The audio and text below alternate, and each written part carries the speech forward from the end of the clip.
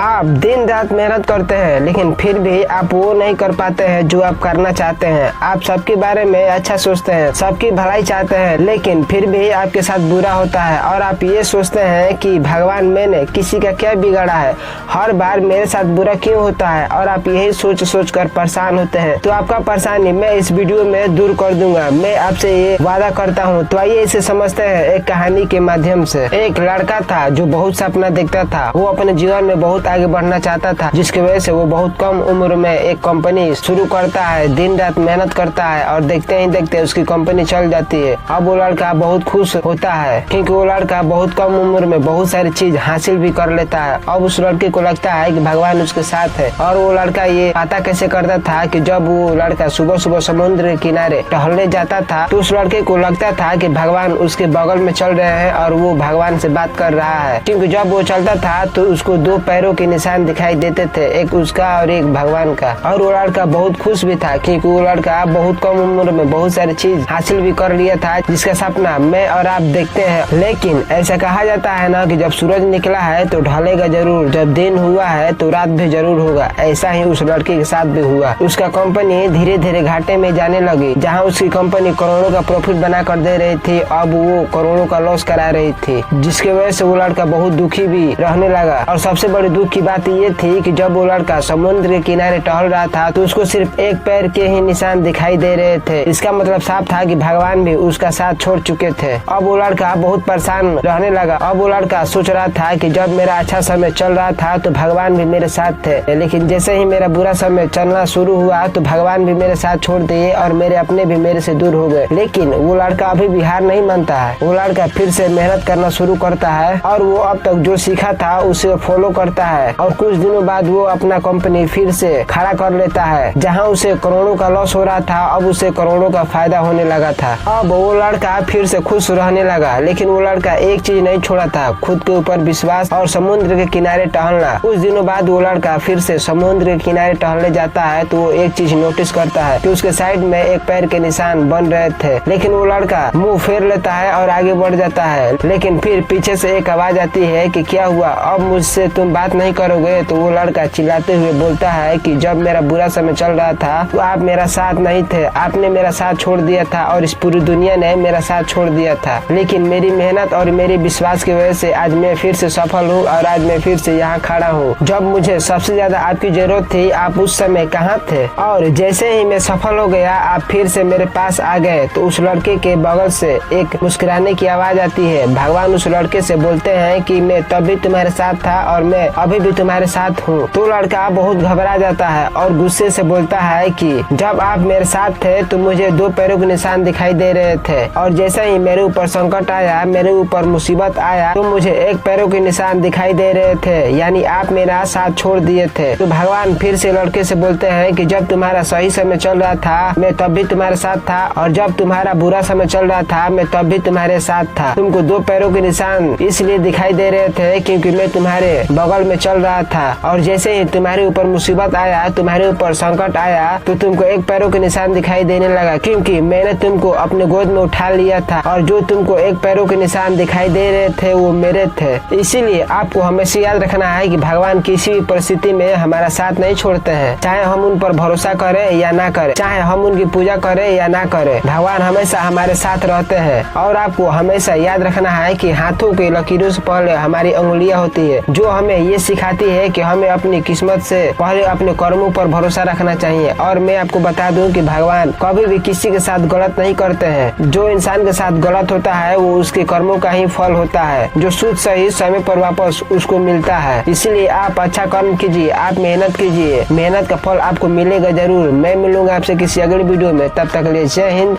Jai Bharat.